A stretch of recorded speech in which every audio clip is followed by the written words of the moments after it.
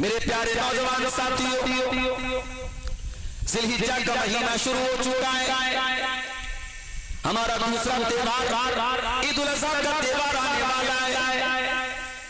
अपने अपने जानवरों की गर्दन पर अल्लाह का नाम लेकर के हम छुरी चलाएंगे, लेकिन कभी इस बात के ऊपर भी गौर करना, जिस पैगंबर की सुन्नत को हम जिंदा करते कुर्बानी करेंगे, इब्राहिम अलैहिस्सलाम, जरा उस पैगंबर की सीरत भी उठा करके देखो, उनकी जवानी कैसी थी।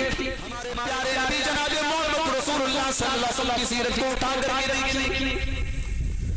आपने जब इस्लाम की दावत दी, आपने लोगों को जब कलमे तौहीद की दावत दी, आपके ऊपर सबसे पहले ईमान लाने वाले नौजवान थे।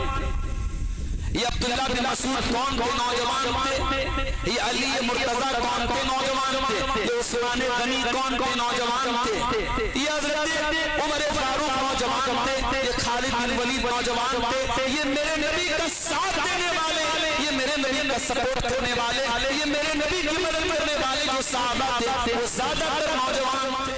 अभी आप वीडियो देखा होगा, 4 यूट्यूबर्स जो यूट्यूब पर वीडियो बनाते थे और जिनके चैनल के 20 लाख से ज्यादा सब्सक्राइबर थे और लाखों रुपए महीना कमाते थे, और अपने चैनल पे वो क्या डालते थे, बेहुदा चीजें, नाच गाना, गंदे जोक डालते थे, और लोग उनके वीडियोस को बहुत देखते थे। चारों यूट्यूबर एक साथ चैनल चलाते थे, चारों कार से जा रहे थे और एक्सीडेंट होता है और चारों इंतकाल कर जाते हैं। अल्लाह को प्यारे। अस्सलामु अलैकुम व रहमतुल्लाहि व बरकातुहू।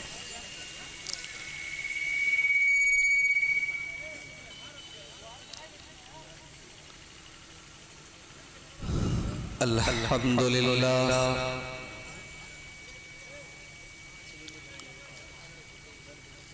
नहमदुहु व नस्तईनुहु व नस्तगफिरुहु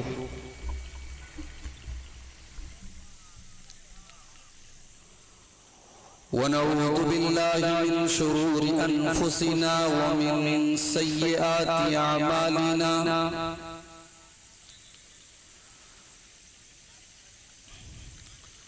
मन यहदिहिल्लाहु फला मुदिल्ल लहु व मन युद्लिल फला हादिय लहु।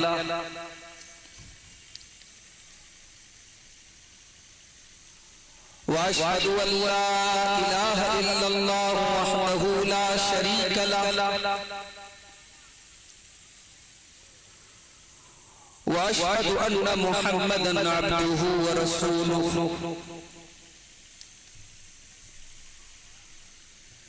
या अय्युहल्लज़ीना आमनु तक़ुल्लाहा हक़्क़ तुक़ातिही व ला तमूतुन्ना इल्ला व अंतुम मुस्लिमून। या अय्युहन्नासु इत्तक़ू रब्बकुमुल्लज़ी ख़लक़कुम मिन नफ़्सिन वाहिदा व ख़लक़ मिन्हा ज़ौजहा व बस्स मिन्हुमा रिजालन कसीरन व निसाअ वत्तक़ुल्लाहा अल्लज़ी तसाअलून बिही वल अरहाम इन्नल्लाहा काना अलैकुम रक़ीबा।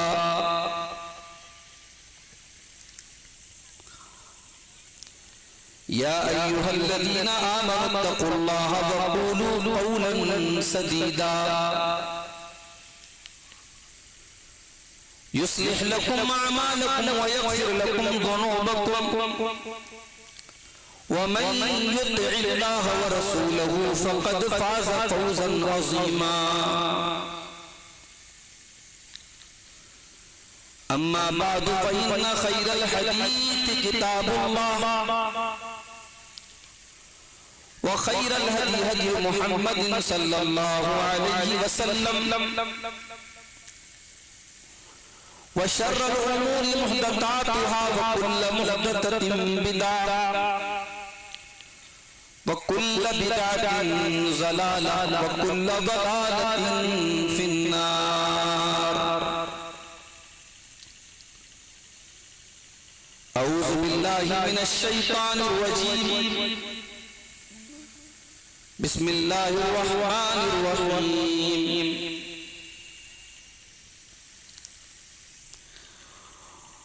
वलतकुम मिनकुम उम्मतुन यदऊना इलल खैरि व यअमुरूना बिल मारूफ व यनहौना अनिल मुनकर व उलाइका हुमुल मुफ्लिहून। वक़ाल तआला फी मक़ामिन आखर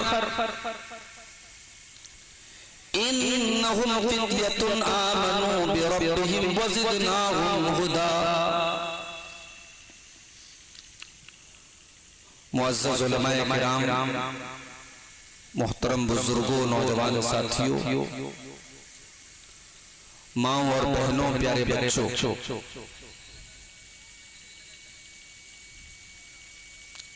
बिटपरा की सरजमीन पर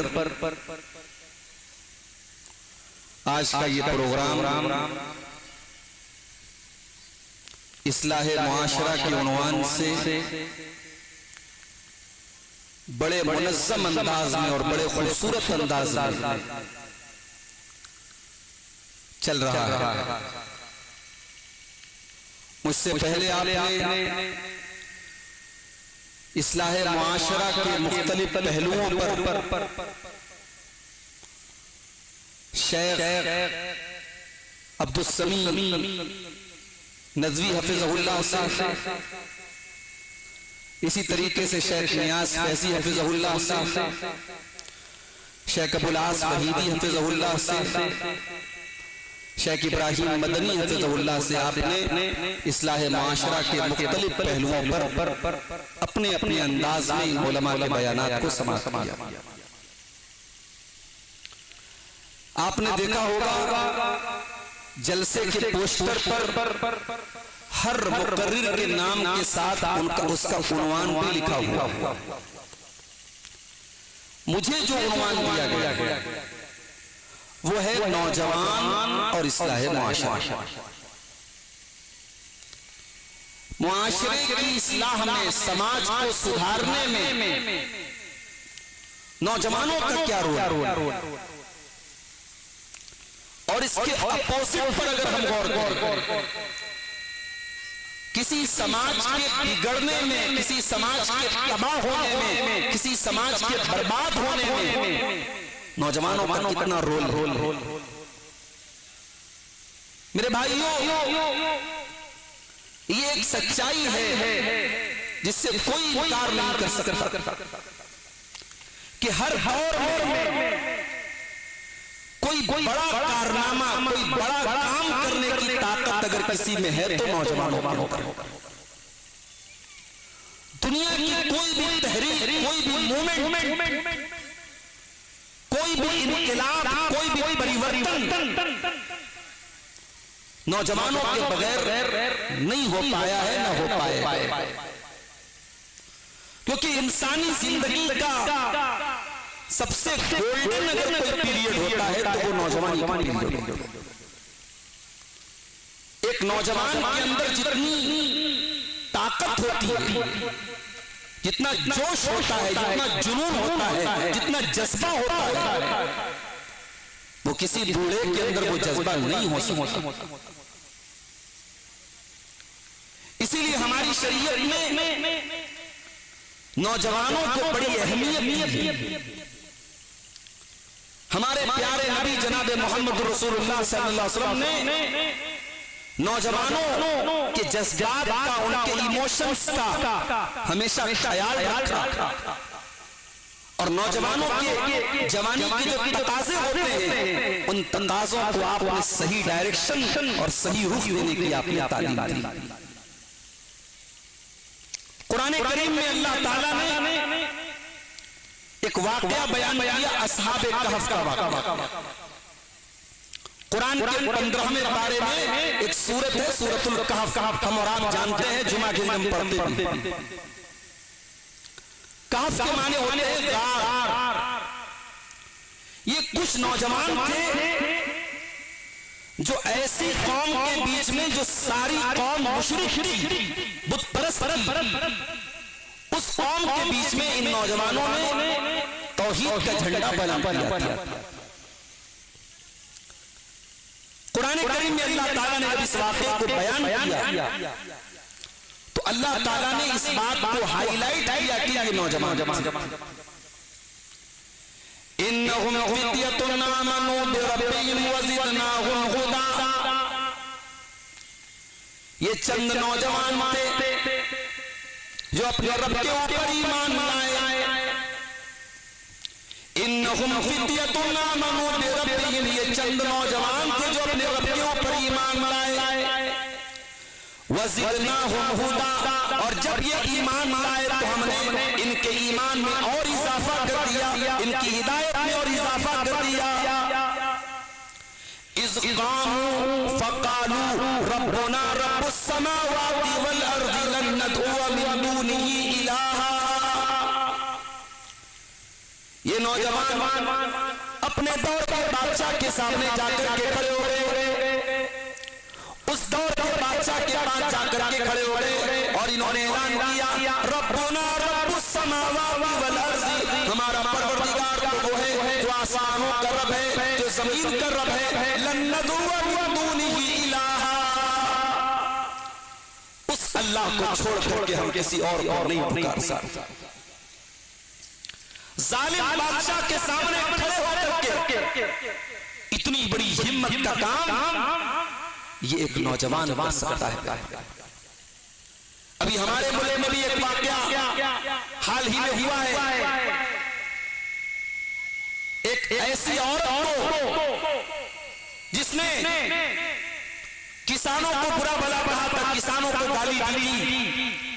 एक किसान की बेटी ने ये जानने के बावजूद कि उसकी नौकरी खतरे में पड़ सकती है, उस औरत के चेहरे पर ऐसा थप्पड़ रसीद किया था, वो थप्पड़ हिंदुस्तान की तारीख में लिखा जाएगा। नौजवान हर दौर में ये गट्स और ये हिम्मत नौजवान ही कर सकता है।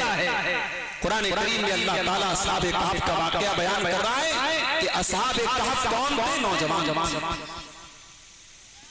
और उलमा ने लिखा है, मुफस्सिरीन ने लिखा है कि असहाब कहफ ये बड़े अमीर बाप के बेटे थे, ये बड़े रईस बाप के बेटे थे, हवेलियों में रहते थे।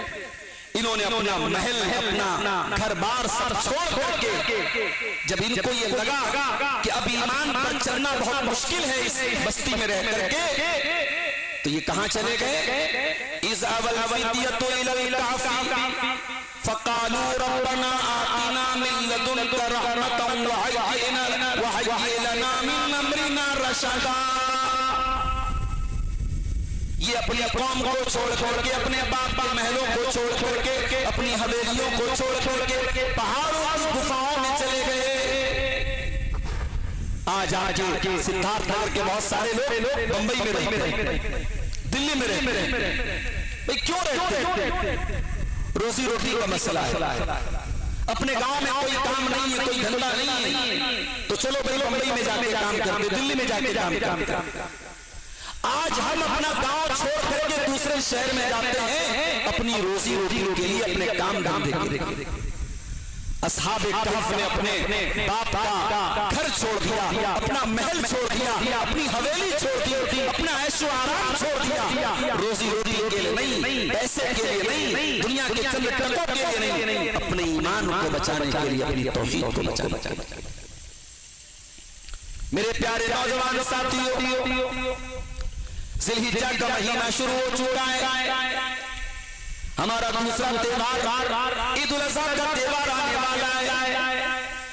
अपने अपने जानवरों की गर्दन पर अल्लाह का नाम लेकर के हम छुरी चलाएंगे, लेकिन कभी इस बात के ऊपर भी गौर करना, जिस पैगंबर की सुन्नत को हम जिंदा करते कुर्बानी करेंगे, इब्राहीम अलैहिस्सलाम, जरा उस पैगंबर की सीरत भी उठा करके देखो, उनकी जवानी कैसी थी, इब्राहीम अलैहिस्सलाम की जवानी कैसी थी। कुरान करीम में अल्लाह बयान करता है, इब्राहीम अलैहिस्सलाम अपनी कौम को तौहीद की दावत देते हैं, अपनी कौम को बताते हैं ये पत्थर के बुत तुम्हारे माबूद नहीं हो सकते, ये तुम्हारे मुश्किल कुशा नहीं हो सकते, ये तुम्हारी बिगड़ी नहीं बना सकते। अपनी कौम को चैलेंज करते हैं, तल्लाही ला अज़ीदन्ना सनामकुम बाद अन तुवल्लू मुदबिरीन। ऐ मेरी कौम के लोगों, मैं तुम्हारे इन पत्थर बुतों का बहुत बुरा हाल करूंगा। अपनी कौम को चैलेंज देते हैं हज़रत इब्राहीम अलैहिस्सलाम।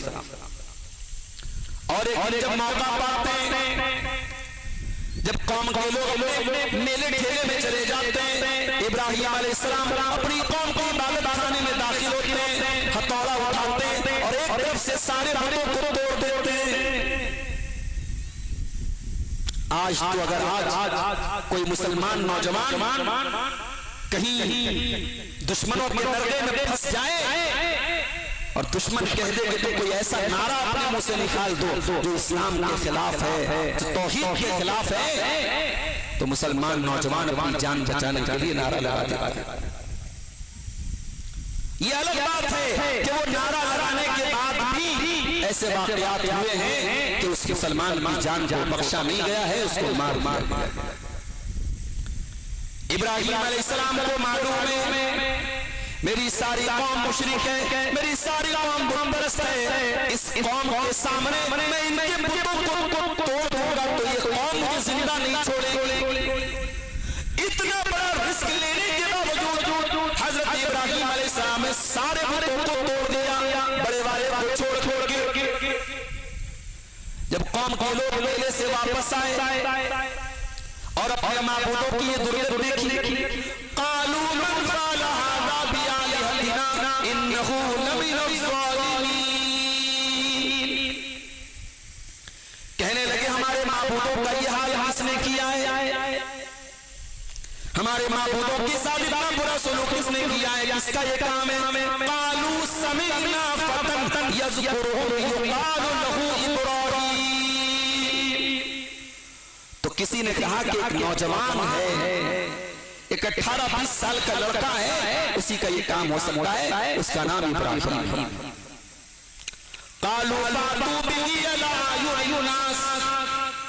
लोगों ने कहा इब्राहीम को लाओ, इब्राहीम को लाया गया। कालू अंत फ़अलता हाज़ा बिआलिहतिना या इब्राहीम। कौम के लोगों ने कहा इब्राहीम क्या ये तुम्हारा काम है, क्या हमारे माबूदों के साथ ये सलूक तुमने किया है। क़ाल बल फ़अलहु कबीरुहुम हाज़ा फ़स्अलूहुम इन कानू यंतिक़ून। इब्राहीम ने कहा ये काम तो बड़े वाले ये काम तो इनके बड़े का है, देखो सब खत्म हो गए, बड़ा वाला बचा है, बड़े वाले से पूछ लो, ये बता देगा किसने मारा है। थोड़ी देर के लिए उनको भी समझ में आया कि हम ये क्या कर रहे हैं, हम पत्थर के बने हुए बुतों की इबादत कर रहे हैं, जो बोल नहीं सकते, जो जवाब नहीं दे सकते, जो सुन नहीं सकते, हम उसकी इबादत कर रहे हैं। लेकिन चूंकि मुशरिक थे और बहुत जमाने से शिरक करते चले आए थे, तो दिमाग के ऊपर शिरक की पट्टी पड़ी हुई थी, तो फौरन पलट गए और कहने लगे लक़द अलिमता मा हाउलाई यक़ून। इब्राहीम तुम जानते हो ये बोल नहीं सकते। अब इब्राहीम अलैहिस्सलाम को यही उनकी जुबान से कहलवाना। क़ाल अफ़तअबुदून मिन दूनिल्लाहि मा ला यंफ़उकुम शयअन व ला यदुर्रुकुम। ऐ मेरी कौम के लोगों, तुम ऐसी चीजों की इबादत क्यों करते हो जो फायदा नहीं पहुंचा सकती, जो नुकसान नहीं पहुंचा सकती। उफ़्फ़िल लकुम व लिमा तअबुदून मिन दूनिल्लाह। अफसोस है तुम्हारे ऊपर और अफसोस है तुम्हारे माबूदों के ऊपर। मेरे नौजवानों, इब्राहीम अलैहिस्सलाम जवानी की उम्र में इतना बड़ा रिस्क लेते हैं और अपनी कौम के माबूदों को तोड़ करके कौम के सामने खड़े होकर के तौहीद की दावत देते हैं। अंजाम क्या होता है? क़ालू हर्रिक़ू वंसुरू आलिहतकुम इन कुंतुम फ़ाइलीन। कौम के लोग कहते हैं इसको आग में जला डालो, इसको जला करके अपने माबूदों की मदद करो। चुनांचे इब्राहीम अलैहिस्सलाम को जलाने के लिए आग तैयार, और आग भी कैसी आग, इतनी खतरनाक आग, इतनी बड़ी आग कि पूरा गांव जलाया जा सकता था, पूरा मोहल्ला जलाया जा सकता था। इतनी बड़ी आग जलाने के बाद इब्राहीम अलैहिस्सलाम को जब उस आग में डालने लगे, इब्राहीम के कपड़े उतार लिए गए, उनके बदन से कपड़े उतार लिए गए और इब्राहिम को नंगा करके उस आग में डाला जाना। इब्राहिम की पेशानी के ऊपर कोई बल नहीं है, इब्राहिम की जुबान के ऊपर कोई शिकवा नहीं है। इब्राहिम अल्लाह की तौहीद के लिए आग में डाले जा रहे हैं, उनको जिंदा जलाने की पूरी तैयारी की जा चुकी है। जब इब्राहिम को आग में डाला जा रहा है, इब्राहिम की जुबान पर कोई लंबी चौड़ी दुआ नहीं है, बस एक ही जुमला है, हस्बी अल्लाहु व निअमल वकील। मेरा अल्लाह मेरे लिए काफी है और मेरे अल्लाह से बड़ा कोई मददगार नहीं, उससे बेहतरीन कोई मददगार नहीं है। इब्राहिम को आग में डाल दिया। अल्लाह चाहता बारिश नाज़िल कर देता, आग बुझ जाती। अल्लाह चाहता हवाओं को भेज देता, आग बुझ जाती। मगर आज अल्लाह ने इब्राहिम को बचाने के लिए कुछ अलग ही इंतजाम किया है। कुलना या नारू कूनी बरदन व सलामन अला इब्राहिम। अल्लाह ने फरमाया, आज तक तेरा काम जलाना था, आज तक तूने सबको जलाया था, मगर आज तेरे खलील को तुझे जलाना नहीं है। मेरे खलील के बदन के रोम को भी तुझको जलाना नहीं है। कुलना या नारू कूनी बरदन व सलामन अला इब्राहिम। आया तू मेरे खलील के लिए ठंडी हो जा और सलामती वाली हो जा। उलमा लिखते हैं, अल्लाह अगर कहता कि ठंडी हो जा, हो सकता है आग इतनी ठंडी हो जाती कि उसका टेम्परेचर हजरत इब्राहिम बर्दाश्त ना कर पाते। अल्लाह ने कहा ठंडी हो जा और सलामती वाली हो जा, मेरे खलील को कोई चोट न पहुंचे, मेरे खलील को कोई तकलीफ न पहुंचे।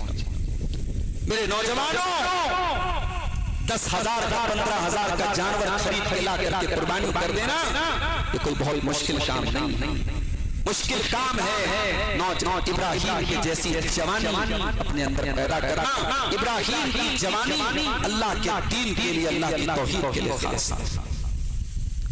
और आगे बढ़िए, अल्लाह के पैगंबर हज़रत यूसुफ अलैहिस्सलाम बहुत ही खूबसूरत में, इतने खूबसूरत में अल्लाह के नबी फरमाते हैं, लक़द ऊतिया शत्रल हुस्न।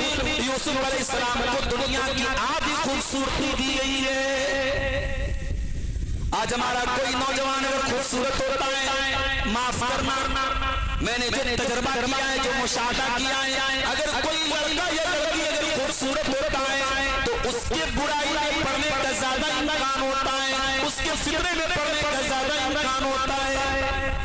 लड़की खूबसूरत है, लड़का खूबसूरत है, उसे लगता है कि मैं तो खूबसूरत हूं, मैं तो हजारों में एक हूं, लाखों में एक हूं, मेरे लिए सब कुछ जायज है और सही है, मुझे हक है।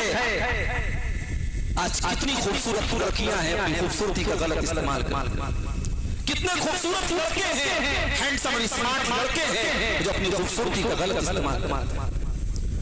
यूसुफ अलैहिस्सलाम भी बहुत खूबसूरत है मेरे भाइयों, इतने खूबसूरत हैं जिस औरत के घर में वो रहते थे, जिस औरत ने माँ की तरह उनको बचपन से जवानी तक देखा था, जो उनकी मलका थी, जो उनकी मालकन थी, जो अजीज मिस्र की बीवी थी।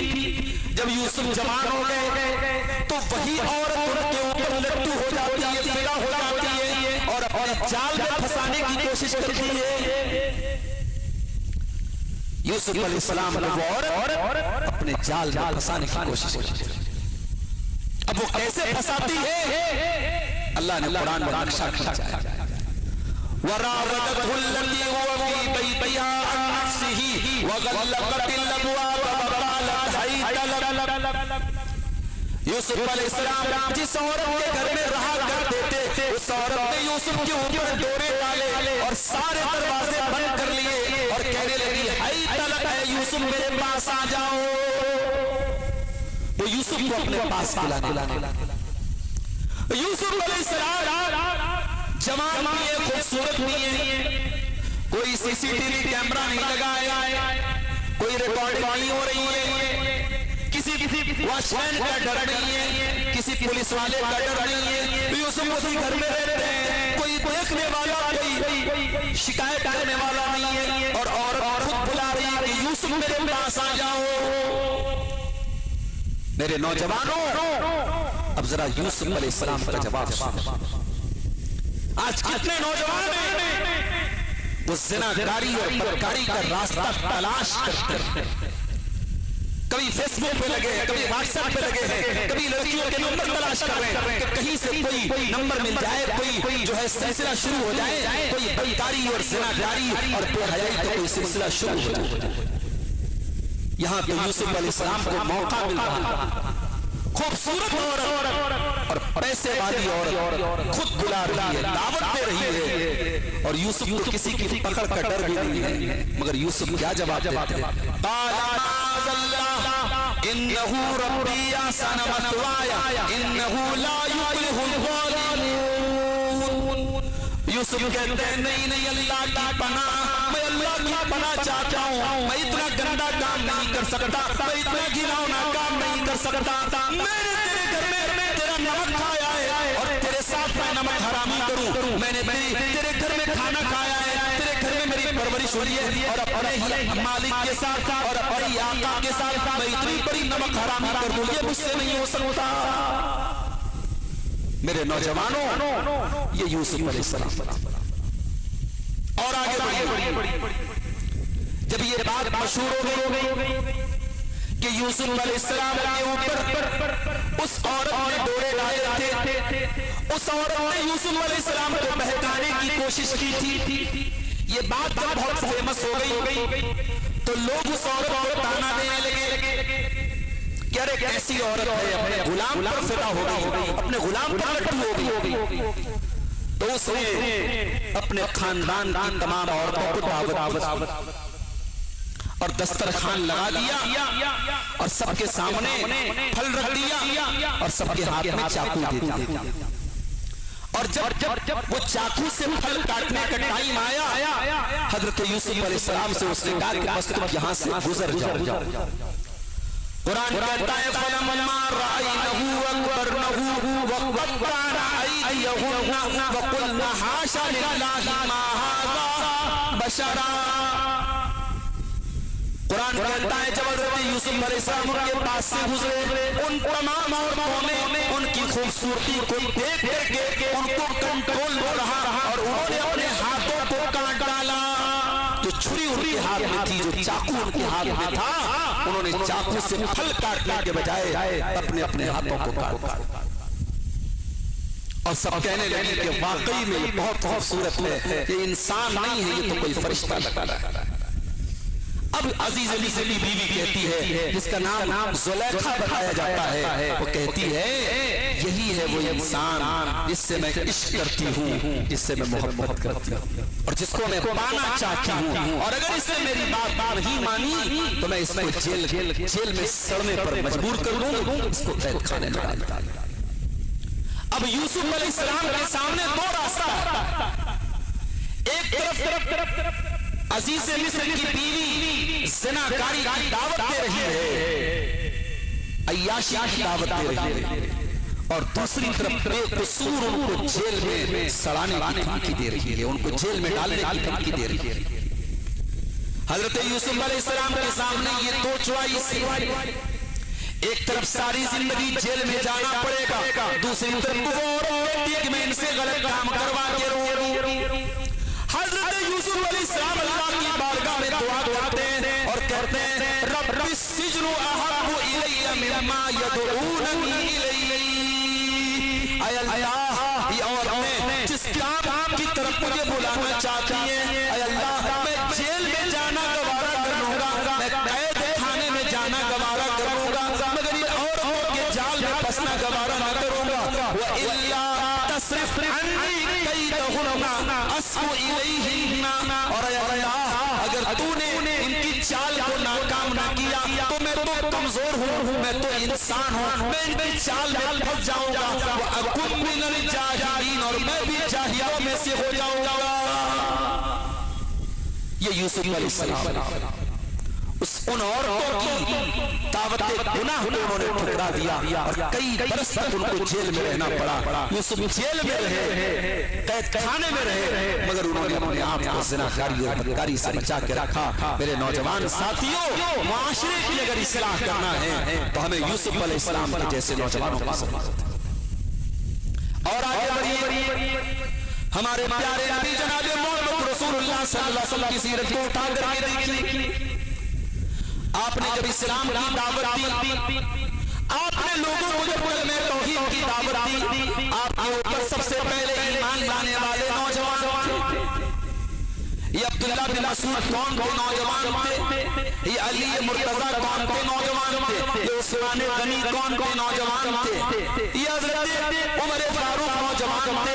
ये खालिद बिन वलीद नौजवान थे। ये मेरे नबी का साथ देने वाले, ये मेरे नबी का सपोर्ट करने वाले, ये मेरे नबी की मदद करने वाले जो सहाबा थे वो ज्यादातर नौजवान थे। अल्लाह के नबी के सहाबे किराम में सबसे पहले जो लोग ईमान लाए उसमें अक्सर आप अगर गौर कीजिएगा तो आप लोग नौजवान याद करो मेरे नौजवान साथियों, जब अल्लाह की प्यारी आदि मक्का से मदीना हिजरत करने जा रहे थे, आपने अपने बिस्तर पर अपनी चादर ओढ़ा करके हजरत अली को लिटाया। हजरत अली को बताया कि अल्लाह के नबी को कत्ल करने की, मर्डर करने की प्लानिंग हो चुकी है। इतना बड़ा खतरा है अल्लाह के नबी की जात को। इस खतरे के बावजूद हजरत अली अपने नबी के बिस्तर पर लेटने के लिए तैयार हो जाते हैं।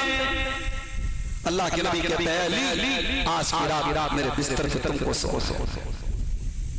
बिस्तर नबी का है, चादर नबी की है और सोए हजरत अली हैं। और हजरत अली पेशानी पर जर्रा बराबर बल नहीं आया। क्या अल्लाह के नबी मेरी जान भी जा सकती है, मुझे मारा भी जा सकता है? नहीं, कोई डर नहीं है, कोई दहशत नहीं है। और नबी के बिस्तर पे उस रात अगर अपनी जान पर खेल करके अगर कोई सोता है तो वो हजरत अली मुर्तजा रज़ी अल्लाह ताला।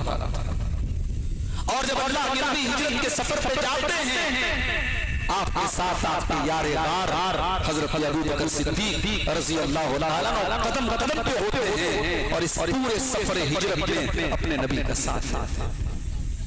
मेरे नौजवान साथियों, अल्लाह के नबी के सहाबा में आपका साथ देने वाले ज्यादातर सहाबे किराम नौजवान। हजरत मुसअब इब्न उमैर को याद करो। मुसअब इब्न उमैर बहुत बड़े बाप की औलाद थे, बड़े पैसे वाले बाप की औलाद थे, बड़े शौकीन आदमी थे। बाहर से जूता मंगा के पहनते थे, बाहर से खुशबू मंगा करके लगाते थे, बाहर का कपड़ा पहनते थे। फैशनेबल नौजवान थे मुसअब इब्न उमैर रज़ी अल्लाह ताला। जब ये ईमान लाए, बाप ने घर से निकाल, माँ ने दरवाजा बंद कर दिया। मुसअब इब्न उमैर की वो ऐशो आराम की जिंदगी बंद हो गई और मुसअब इब्न उमैर फटे पुराने कपड़ों में मक्का की गलियों में चलने पर मजबूर हो गए। सहाबे किराम मुसअब इब्न उमैर को देखते थे तो उनकी आंखों में आंसू आ जाते थे कि ये वही नौजवान है जो कल तक कीमती कपड़ा पहनता था और कीमती जूता पहनता था और कीमती खुशबू लगाता था और आज फटा पुराना कपड़ा पहन करके मक्का की गलियों में चलता है। और ये मुसअब इब्न उमैर अल्लाह के प्यारे नबी उनको मदीना भेजते हैं। अरे मुसअब, तुम्हें मदीना जाकर के इस्लाम की दावत देना है, तुम्हें मदीना में जाकर के मोहम्मद रसूलुल्लाह का दीन फैलाना है। मुसअब इब्न उमैर मदीना जाकर के इस्लाम की तबलीग करते हैं, इस्लाम की दावत देते हैं और 1 साल में इतनी मेहनत करते हैं कि मदीना के हर घर में इस्लाम पहुंच जाता है। इस्लाम के पहले मुबल्लिग और अल्लाह के रसूल के पहले एम्बेसडर थे हजरत मुसअब इब्न उमैर रज़ी अल्लाह ताला। मेरे नौजवान साथियों, आज मुसअब इब्न उमैर के जैसे नौजवान अभी आप वीडियो देखा होगा 4 यूट्यूबर्स जो यूट्यूब पर वीडियो बनाते थे और जिनके चैनल के 20 लाख से ज्यादा सब्सक्राइबर थे और लाखों रुपए महीना कमाते थे और अपने चैनल पे वो क्या डालते थे? बेहुदा चीजें, नाच गाना, गंदे जोक डालते थे और लोग उनके वीडियोस को बहुत देखते थे। चारों यूट्यूबर एक साथ चैनल चलाते थे, चारों कार से जा रहे थे और एक्सीडेंट होता है और चारों इंतकाल कर जाते हैं। अल्लाह को प्यारे मेरे नौजवान साथियों, हम नहीं जानते जिंदगी में कौन सा हादसा हमारी सांसों की डोर थाम दे और हमारे दिल की धड़कन को खत्म कर दे। इसी सिद्धार्थनगर के इलाके में मैं प्रोग्राम करने के लिए आया था तकरीबन साल भर पहले, और रात ड्राइवर मेरा सोया था, और जब वापस में बनारस जा रहा था 350 किलोमीटर का सफर तय करके रास्ते में फजर के थोड़ा सा पहले का टाइम था, और वो बड़ी गहरी नींद का टाइम होता है। ड्राइवर को नींद आने लगी और उसने कार को ले जाकर एक ट्रक में लड़ा दिया और खतरनाक हादसा हुआ। अल्लाह ताला ने बाल बाल बचा लिया, वरना जिस तरीके का हादसा हुआ था, और कार की जिन लोगों ने तस्वीरें देखी हैं वो जानते हैं इतना खतरनाक हादसा था कि कार तो देख करके लोगों को ये लगा कि कोई जिंदा नहीं बचा। हम नहीं जानते कौन सा हादसा हमारी जिंदगी को खत्म कर देगा। बनारस में जिस मदरसे में पढ़ाता हूँ, हमारे मदरसे के टीचर बिल्कुल अच्छे खासे बच्चों को पढ़ा रहे हैं, हंस रहे हैं, बोल रहे हैं। बनारस में इलेक्शन था 1 जून को, इलेक्शन के एक दिन पहले जुमा के दिन सारे जो सरकारी टीचर्स थे उनकी ड्यूटी लगी थी, और गर्मी बहुत बेतहाशा थी। हमारे मदरसे के वो टीचर शेख अब्दुल्लाह अब्दुल रऊफ सलफी रहमतुल्लाह अलैह वो जाते हैं और इलेक्शन की जो मशीन होती है ईवीएम मशीन, उस मशीन को वो लेते हैं और बस में सवार होते हैं, और जब बस चलने लगती है अचानक वो बस में गिर पड़ते हैं। उनके साथी उनको होश दिलाने की कोशिश करते हैं, लेकिन नाक में से खून बहने लगता है। समझ जाते हैं मामला डेंजरस हो गया है, नब्ज को चेक करते हैं, पता लगता है नब्ज थम चुकी है। हॉस्पिटल लेके जाते हैं, डॉक्टर्स कहते हैं इंतकाल हो चुका है। पल भर में एक इंसान हंस रहा था, बोल रहा था, और बच्चों को पढ़ा रहा था, और पल भर में अल्लाह को प्यारा हो जाता है। छोटे छोटे बच्चे उनके यतीम हो जाते हैं, उनकी बीवी बेवा हो जाती है। मेरे प्यारे साथियों, हम नहीं जानते जिंदगी की रफ्तार कहाँ पे जाकर थम जाएगी, और फिर भी हम ऐश परस्ती में लगे हुए हैं, हम अपनी मनमानी में लगे हुए हैं, हम अल्लाह को भूले पड़े हुए हैं। मेरे प्यारे साथियों, अपनी इस जवानी के एक मिनट को गनीमत समझो, इससे पहले कि मौत फरिश्ता हमारे और आपके पास आ जाए। अल्लाह के प्यारे नबी फरमाते हैं इग़तनिम खमसन क़ब्ल खमसिन, 5 चीजों की कदर करो 5 चीजों के आने से पहले। शबाब क़ब्ल हरम, अपनी जवानी की कदर करो इससे पहले कि बुढ़ापा आ जाए। आज जवान है, आज आपके बदन में ताकत है, कल 50 साल के हो जाएंगे वो ताकत न रहेगी, 60 साल के हो जाएंगे वो ताकत न रहेगी। आज अल्लाह ने आपको नवाजा है, आप हज भी कर सकते हैं, उम्रा भी कर सकते हैं, लेकिन आप हज नहीं करने जाते हैं, आप उम्रा करने नहीं जाते हैं। मैंने मक्के में जाकर के देखा बूढ़े लोग बेचारे हो रहे हैं कि काश हमारे ताकत होती, हम भी खाने का करीब से तबाह कर रहे होते, हम भी व्हील चेयर के ऊपर न चल करके अपने पैरों पर चल करके अपनी तबाह कर रहे होते। मेरे प्यारे साथियों, अपनी जवानी की कद्र करो इससे पहले कि बुढ़ापा आ जाए। आज नमाज नहीं पढ़ते हैं, इंतजार करते हैं चलो बूढ़े हो जाएंगे नमाज पढ़ेंगे। इस बात कौन गारंटी दे सकता है कि आप बूढ़े हो जिंदा रहें। हमारे माशरे में हजारों जनाजे हम देखते हैं, नौजवानों के जनाजे। हमारे बनारस में हमने पिछले 1 साल में देखा सैकड़ों की तादाद में कैंसर की बीमारी में लोग मुब्तला। पहले जिस तरीके से सर्दी जुकाम में लोग मुब्तला होते थे, अब कैंसर की बीमारी सर्दी जुकाम की तरफ फैल रही है। हमारे बड़े जानने वाले, बड़े खास जानने वाले, उनको कैंसर की बीमारी हुई और झटपट उनका इंतकाल हो गया। मेरे प्यारे साथियों, अल्लाह के नबी कह रहे हैं शबाब क़ब्ल हरम, अपनी जवानी की कदर करो इससे पहले कि बुढ़ापा आ जाए। वसेहत क़ब्ल सक़म, और अपनी तंदुरुस्ती की, अपनी सेहत की कदर करो इससे पहले कि तुम बीमार हो जाओ। आज अल्लाह ने आपको तंदुरुस्ती दी है, कल अल्लाह न करे शुगर की बीमारी हो जाए, डायबिटीज हो जाए, आप मीठी चीजें नहीं खा सकते, बहुत सारी चीजें आप नहीं खा सकते, बहुत सारी चीजों का परहेज करना पड़ जाता है। आज अल्लाह ने आपको सेहत और तंदुरुस्ती दी है, अपनी तंदुरुस्ती की कदर करो इससे पहले कि आप बीमार हो जाएं। और तीसरी चीज अल्लाह के नबी फरमाते हैं वो गिना क़ब्ल फ़क़्र, अपनी दौलत की कदर करो इससे पहले कि तुम गरीब हो जाओ। दौलत खत्म हो जाएगी, आज है कल नहीं होगी, इससे पहले कि दौलत खत्म हो जाए अगर आपके पास दौलत है अपनी दौलत सही इस्तेमाल करो, दौलत के जरिए अल्लाह को राजी कर लो। और चौथी चीज वह फराग कब्ल शुगल, अपने टाइम की कदर करो इससे पहले कि तुम बिजी हो जाओ। और पांचवी चीज वह हयात कब्ल मौत, अपनी जिंदगी की कदर करो इसके पहले कि तुम्हें मौत आ जाए। मेरे नौजवान साथियों, आज माशरे की इस्लाह में हमारा नौजवान क्या रोल अदा कर रहा है, जरा हम इस पर गौर करो। हमारे माशरे में कितने शिर्क के अड्डे कायम हैं।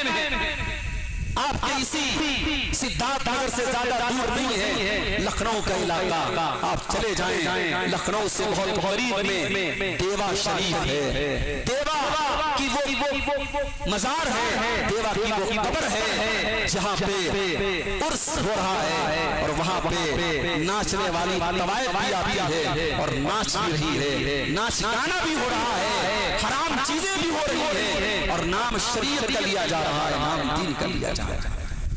आप इन मजारों पे जाके देखें दुनिया का कौन सा ऐसा हराम काम है जो इन मजारों पर नहीं हो रहा है, इन कब्रों पे नहीं हो रहा है। मेरे भाई, इससे बड़ा पाप कुछ नहीं है। अल्लाह को छोड़ करके किसी और से मुरादें मांगी जाए, अल्लाह को छोड़ करके किसी और के आगे हाथ मांगा जाए। जानते हो हम जो कुर्बानी करते हैं, हम कुर्बानी करने के टाइम भी एक दुआ पढ़ते हैं, उस दुआ में हम क्या कहते हैं? इन्ना सलाती व नुसुकी व महयाया व ममाती लिल्लाहि रब्बिल आलमीन। जानवर के गले के ऊपर छुरी चलाने के टाइम हम ये दुआ पढ़ते हैं, ऐ अल्लाह मेरी कुर्बानी तेरे लिए है, मेरी नमाज तेरे लिए है, मेरा जीना तेरे लिए, मेरा मरना तेरे लिए है। गोया कुर्बानी के अंदर भी तौहीद का सबक दिया जा रहा है। ऐ दुनिया के मुसलमानों, जब तुम अपने जानवरों के गले के ऊपर छुरी चलाओ तो ये पैगाम उसके अंदर दिया जा रहा है, तुम एक अल्लाह की इबादत करने वाले हो, तुम किसी और के आगे हाथ फैलाने वाले नहीं हो, तुम किसी और के सामने अपना हाथ फैलाने वाले हो। आज कितने नौजवान हैं जो तौहीद से दूर हैं। आपके दोस्तों में, आपके फ्रेंड लिस्ट में, आपके अपने फ्रेंड सर्कल में बहुत सारे ऐसे मुसलमान नौजवान हैं जो शिरकिया अमल करते हैं। कि आपकी जिम्मेदारी नहीं बनती है कि आप अपने उन साथियों को तौहीद की दावत दें, उनको बताएं कि शिर्क बहुत बड़ा पाप। अल्लाह ने सूरह फातिर के अंदर फरमाया, वल्लज़ीना तदऊना मिन दूनिही मा यमलिकूना मिन क़ित्मीर। तुम अल्लाह को छोड़ करके जिनको पुकारते हो वो कितमीर के भी मालिक नहीं है, वो खजूर की गुठली के ऊपर जो बारीक सी झिल्ली होती है उस झिल्ली के भी मालिक नहीं है। इन तदऊहुम ला यस्मऊ दुआअकुम, अगर तुम उनको पुकारोगे वो तुम्हारी पुकार को सुन नहीं सकते। वलौ समिऊ मस्तजाबू लकुम, और अगर सुन भी ले तो तुम्हारा जवाब नहीं दे सकते। वयौमल क़ियामति यकफुरूना बिशिरकिकुम, और क़यामत के दिन वो तुम्हारे शिर्क का इनकार करेंगे। सूरह हज में अल्लाह ने फरमाया, या अय्युहन नास ज़ुरिबा मसलन फस्तमिऊ लहु इन्नल लज़ीना तदऊना मिन दूनिल्लाहि लन यख़्लुक़ू ज़ुबाबा।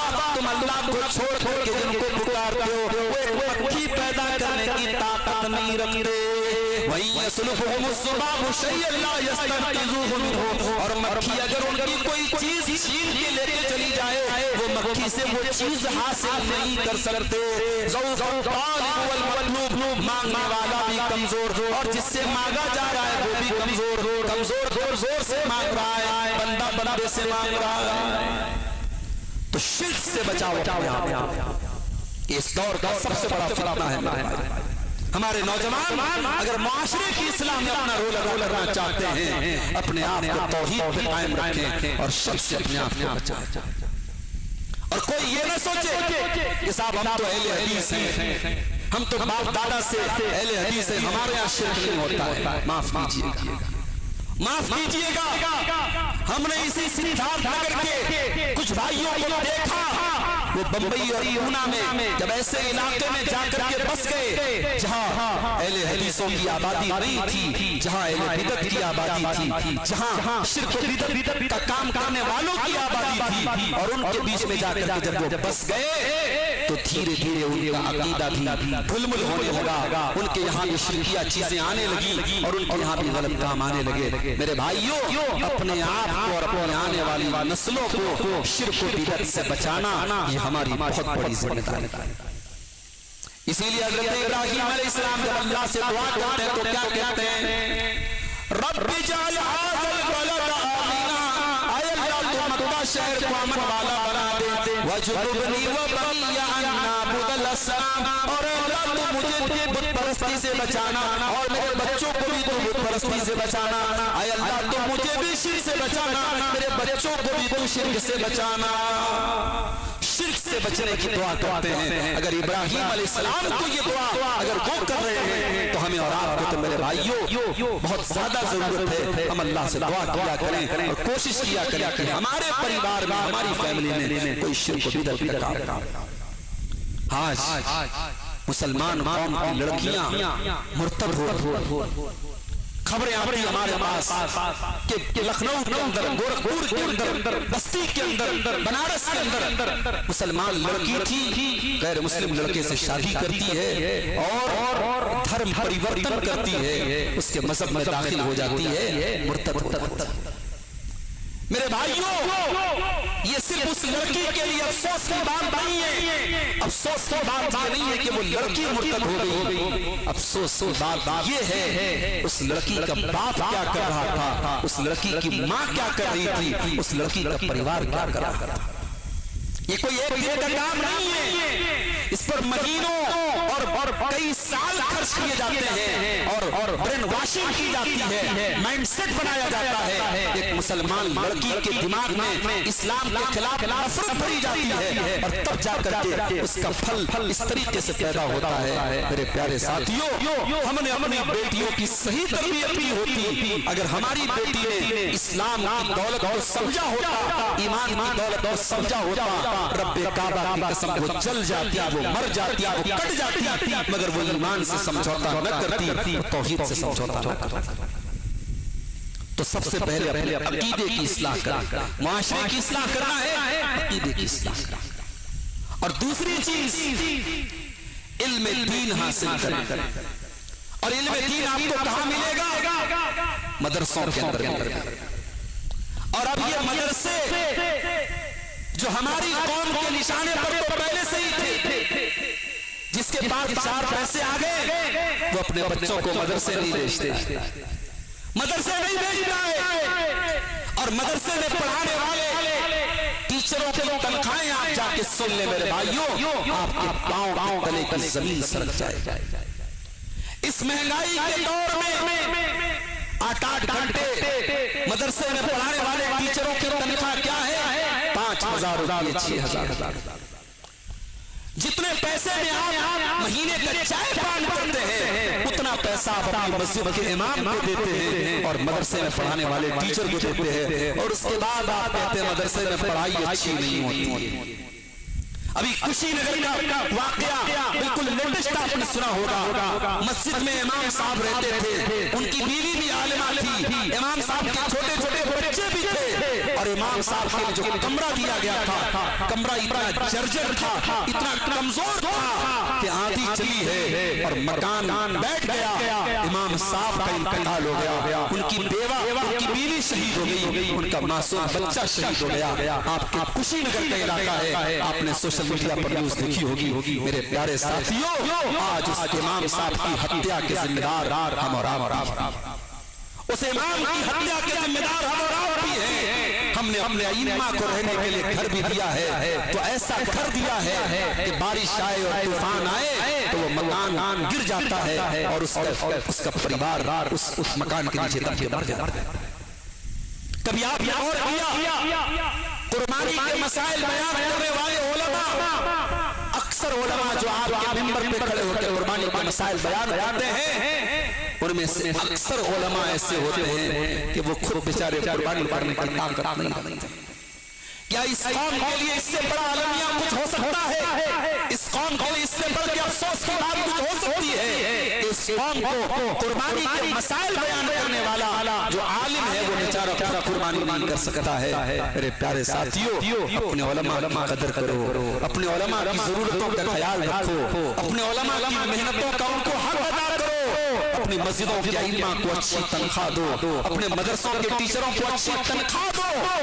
आज हुकूमत के निशाने पर तो ये इदारे हैं। आज सिद्धार्थ नगर का ये इलाका, नेपाल बॉर्डर से सटा ये इलाका, आज मीडिया में किस तरीके की खबरें चलाई जा रही हैं हम बहुत अच्छी तरीके से जानते हैं। ये मदरसे, ये सफा कॉलेज, ये डुमरियागंज का खैरुल उलूम, ये आपका बॉडीहार का जामिया सिराजुल उलूम, ये झंडा नगर का जामिया सिराजुल उलूम, ये नौगढ़ का बदर स्कूल, ये जितने हमारी जमात के बड़े बड़े इदारे हैं जहां से हर साल इस्लाम के दाई और मुबल्लिग पैदा हो रहे हैं, ये इदारे आज मीडिया के निशाने पर हैं, फिरका परस्तों के निशाने पर हैं। और अगर हमारे भी निशाने पर ये मदरसे आ गए और ये इदारे आ गए मेरे भाइयों, तो माफ करना, आने वाली नस्लें तरस जाएंगी। शायद कोई तौहीद बताने वाला ना मिले, कोई नमाज का तरीका जानने वाला ना मिले, कोई कुरान ढंग से पढ़ने वाला ना मिले, कोई मिंबर पे खड़ा होकर होता देने वाला ना मिले। अगर हमने इन मदरसों की हिफाजत न की, अपने इन उलमा की हिफाजत न की, आने वाला दौर भाइयों बड़ा नाजुक होगा। आज हमारा नौजवान दुनिया की बड़ी नॉलेज रखता है, दुनिया की बड़ी जानकारी उसके पास है, मगर दीन की जानकारी जीरो है उसके पास। इंडिया पाकिस्तान का मैच हो रहा है, किसने कितना स्कोर बनाया, कितनी बॉल से इंडिया जीत गया, कितने रन से इंडिया जीत गया, और किस बॉलर ने कितने रन दिए, कितने विकेट लिए, सब मालूम है। लेकिन उस नौजवान से पूछो जनाजे की नमाज का तरीका आता है तुझे? नहीं आता। बाप मर गया, खड़ा होकर जनाजा पढ़ रहा है, इस लायक भी नहीं है कि बाप के जनाजे की नमाज पढ़ सके, इस लायक भी नहीं है कि बाप के मरने के बाद अल्लाह की बारगाह में अपने बाप की मग़फ़िरत की दुआ कर सके। मेरे प्यारे साथियों, इससे बढ़ के बदनसीबी क्या हो सकती है? मेरे भाइयों, मैं ये नहीं कहता तुम दुनिया का इल्म हासिल मत करो, हमें दुनिया के इल्म की भी जरूरत है। हमारी कौम को डॉक्टरों की जरूरत है, हमारी कौम को इंजीनियरों की जरूरत है, हमारी कौम को वकीलों की भी जरूरत है, हमारी कौम को IAS ऑफिसर्स की भी जरूरत है, हमारी कौम को अच्छे पॉलिटिशियन की भी जरूरत है। मगर मैं ये चाहता हूँ मेरी कौम का लड़का जब डॉक्टर बने तो वो ऐसा डॉक्टर बने कि हय्या अलस सलाह की आवाज सुन करके अपने मरीज से कहे तुम 10 मिनट रुको, मैं नमाज पढ़ के आता हूं। मैं चाहता हूं मेरी कौम का लड़का जब IAS ऑफिसर बने, उस शहर का SP बने, DM बने, तो उसके माथे पे सजदे का निशान भी हो, और नमाज के टाइम उसकी गाड़ी मस्जिद के बाहर खड़ी और वो नमाज पढ़ के निकले और दुनिया को ये मैसेज दे कि मैं प्रशासनिक अधिकारी भी हूँ, मैं सिविल ऑफिसर भी हूँ, और मैं मुसलमान भी हूँ, मैं अपने मजहब पर अमल करता हूँ। आज अफसोस की बात यह है कि आज हमारी कौम में जो वकील हो रहा है, जो जज हो रहा है, जो डॉक्टर हो रहा है, जो इंजीनियर हो रहा है, उसका नाम तो मुसलमान वाला है, मगर उसका काम मुसलमान वाला नहीं है। वो सर पैर ऐसा मिजाज और ऐसा उसकी ज़हनियत उसकी बना दी गई है, वो नाम का मुसलमान है लेकिन अंदर से बिल्कुल खोखला हो चुका है। मेरे प्यारे साथियों, अपने नौजवान भाइयों से मैं कहना चाहता हूँ, दीन का इल्म हासिल करो। और दीन का इल्म कैसे हासिल होगा? साल में सिर्फ एक बार जलसा करा लेने से दीन का इल्म हासिल नहीं होगा। दीन का इल्म हासिल करने के लिए आपको मेहनत करनी पड़ेगी, आपको अपने उलमा से कांटेक्ट करना पड़ेगा, आपको अपना शऊर बेदार करना पड़ेगा, अपने दीन के मुतालिक आपको सेंसिटिव होना पड़ेगा, आप अपने दीन की जानकारी हासिल करो। मेरे प्यारे साथियों, इस्लाह माशरा अगर आप करना चाहते तो ये काम भी आपको करना पड़ेगा। अगर हमारे नौजवान इस्लाह माशरा का काम करना चाहते हैं, उनको अपनी जिंदगी का मकसद समझना पड़ेगा। अगर आपकी जिंदगी का कोई मकसद नहीं है, आप सिर्फ खाने, कमाने और एंजॉय करने के लिए दुनिया में आए हैं, तो माफ कीजिएगा, फिर आपके बीच में और किसी जानवर के बीच में कोई फर्क नहीं। एक जानवर भी दुनिया में आया है, वो भी खा रहा है, वो भी एंजॉय कर रहा है, वो भी पी रहा है। खाना पीना एंजॉय करना ये तो जानवर भी कर रहा है। हम मुसलमान हैं मेरे प्यारे साथियों, हमारी जिंदगी का एक मकसद, और वो मकसद क्या है? वमा खलक़तुल जिन्ना वल इंसा इल्ला लियअबुदून, मैंने जिन्नात और इंसान को अपनी इबादत के लिए पैदा किया है। अल्लाह ने आपको अपनी इबादत के लिए पैदा किया है। हम दुनिया में अल्लाह को राज़ी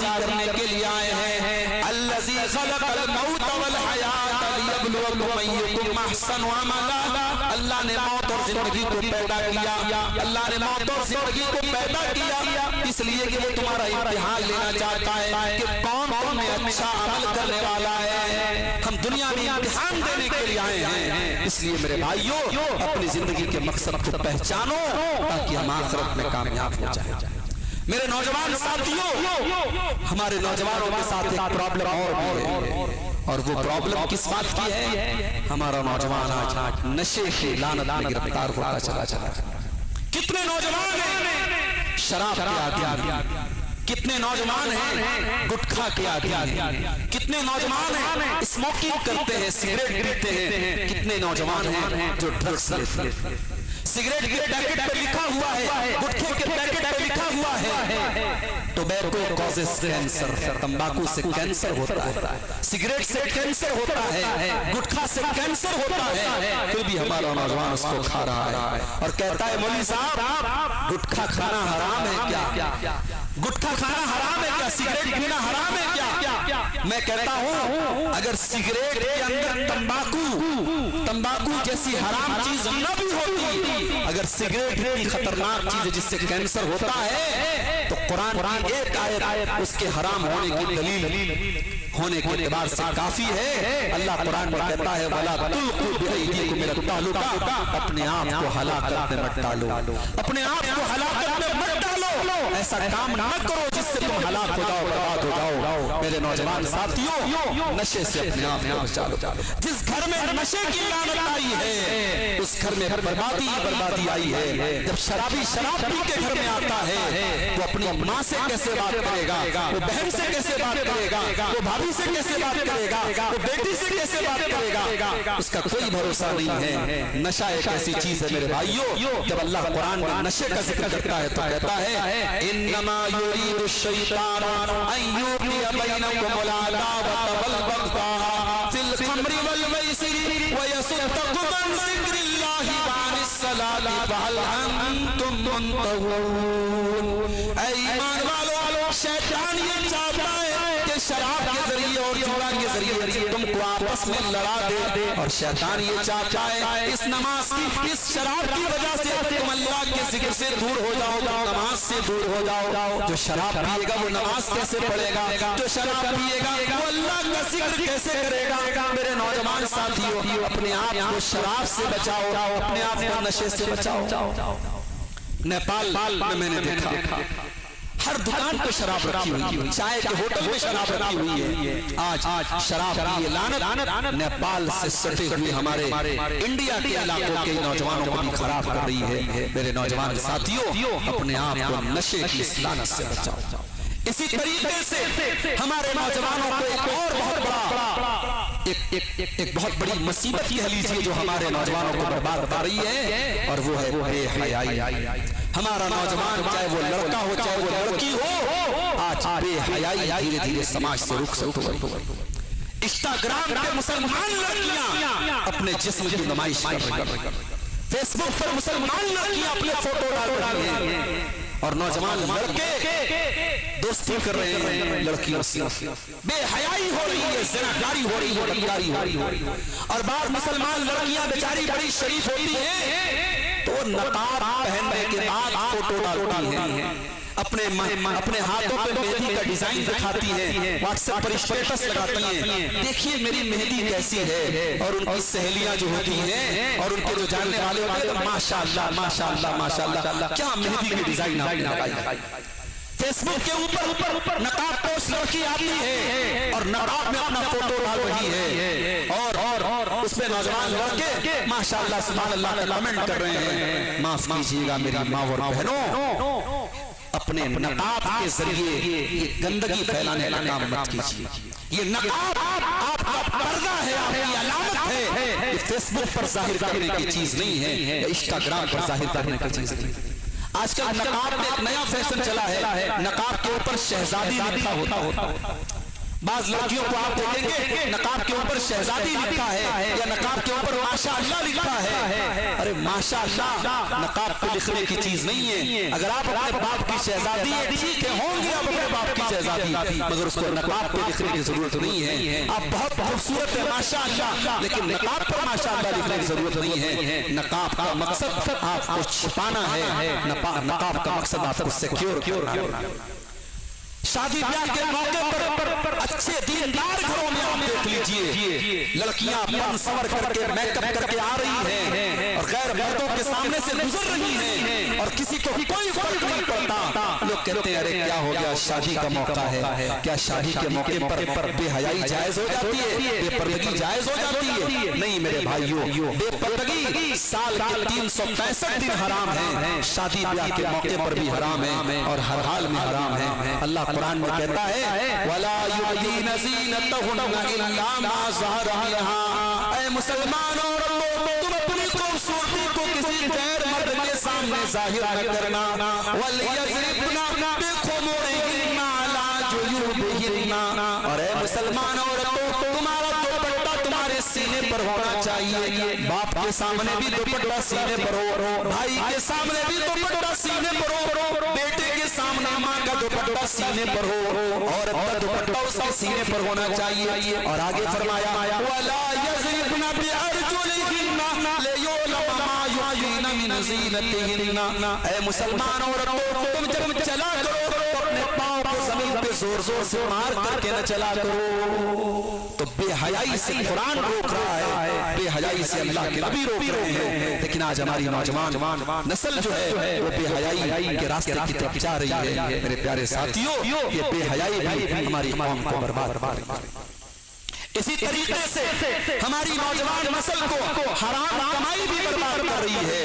कोई ड्रीम 11 के जरिए पैसा कमा रहा है, कोई सट्टेबाजी के जरिए पैसा कमा रहा है, कोई शेयर मार्केट में जो हराम तरीका कारोबार करने का है। शेयर मार्केट में हलाल भी है, हराम भी है, लेकिन हराम तरीके से पैसा कमा करके इंसान सोचता है मैं रातों रात अमीर बन जाऊं। मेरे प्यारे साथियों, पैसा कमाने के हजारों रास्ते हैं। हलाल तरीके से पैसा कमाओ। हराम पैसा आपके घर में आएगा, आपके घर के सुकून को खत्म कर देगा, आपके घर की बरकतों को खत्म कर देगा, आपके घर के चैन और सुकून को खत्म कर देगा। अल्लाह के प्यारे नबी फरमाते हैं या अलन्नासी ज़मानुन ला युबाल अलमरउ मिन ऐन अख़ज़ल माल। एक जमाना लोगों पर ऐसा आएगा जब इंसान परवाह नहीं करेगा कि माल हलाल तरीके से कमा रहा है या हराम तरीके से कमा रहा है। वो हालात भी हमारा मेरे भाई इसी तरीके से हमारे कुछ नौजवान अपनी ताकत का गलत इस्तेमाल करते हैं, अपनी ताकत के जरिए, अपने जिस्म के जरिए लोगों पर जुल्म करते हैं। याद रखो, मुसलमान नौजवान अपनी ताकत का सही इस्तेमाल करता है। वो जालिम के जुल्म से जालिम को रोकता है, वो मजलूम की मदद करता है। जो दूसरों पर जुल्म करे वो मुसलमान नहीं है, मुसलमान की ये शान नहीं है। अल्लाह के नबी ने फरमाया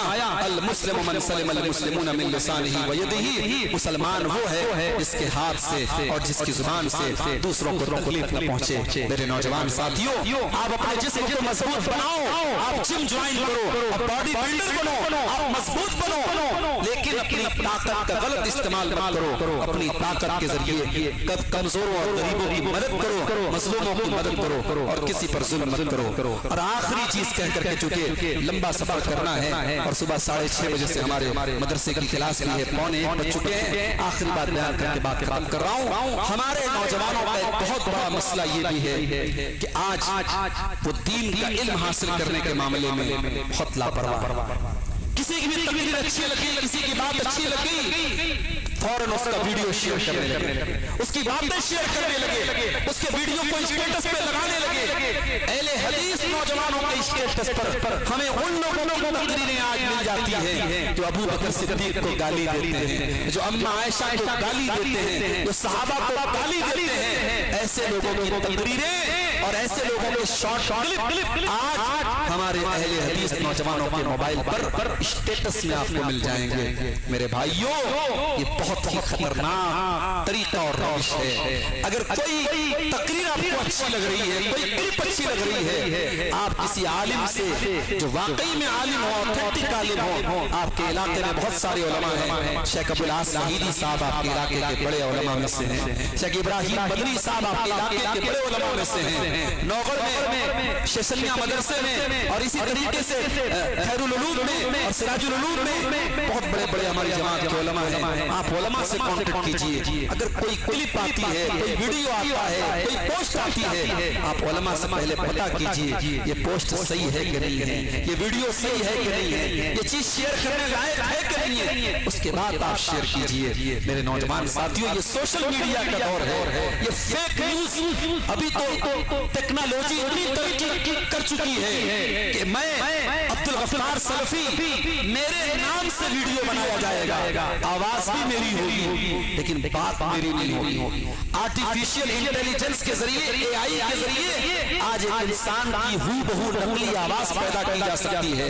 किसी और की तस्वीर के साथ किसी और की आवाज जोड़ी जा सकती है। इस दौर में कुछ भी हो सकता है। इसलिए मेरे भाइयों, बहुत एहतियात के साथ सोशल मीडिया का इस्तेमाल कीजिए। कभी कभी सोशल मीडिया की एक गलती पूरी कौम के लिए मुसीबत का पहाड़ बन के आ जाती है। इसलिए मेरे नौजवान साथियों, माशरे की अगर इस्लाह करना है तो सोशल मीडिया का और मोबाइल का भी सही इस्तेमाल हमें करना पड़ेगा।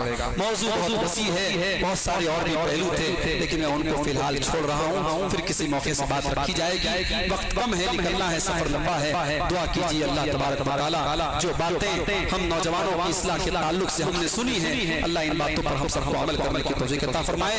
रब्बुल आलमीन हमारे नौजवानों को दीन पर कायम रहने की तौफीक अता फरमाए। हमारे वो भाई जिनकी मेहनतों और कोशिशों से आज भिटपरा की सरजमीन पर यह प्रोग्राम मुनक्किद हुआ है, अल्लाह इन भाइयों की इस कोशिश को कबूल फरमाए। रब्बुल आलमीन आज के जलसे में आने वाले तमाम सामीन और उलमा को अल्लाह ताला उनकी हिफाजत फरमाए। कहने सुनने से ज्यादा हम सबको अमल की तौफीक अता फरमाए। ईद उल अज़हा का त्योहार सामने है, अल्लाह ताला हमें खुशी के साथ और सुकून के साथ और अमन और चैन के साथ अपना ये त्योहार मनाने की तौफीक अता फरमाए। मुल्क में नई हुकूमत इलेक्शन के बाद हुकूमती फॉर्म में आ चुकी है। दुआ कीजिए इस हुकूमत के तश्कील होने के बाद अल्लाह ताला हम मुसलमानों को हर किस्म के शर से महफूज रखे। रब्बुल आलमीन हमें जालिमों के जुल्म से और शरीरों के शर से महफूज रखे। आमीन। व आखिर दावाना अल्हम्दुलिल्लाहि रब्बिल आलमीन। वस्सलामु अलैकुम व रहमतुल्लाहि व बरकातुहू।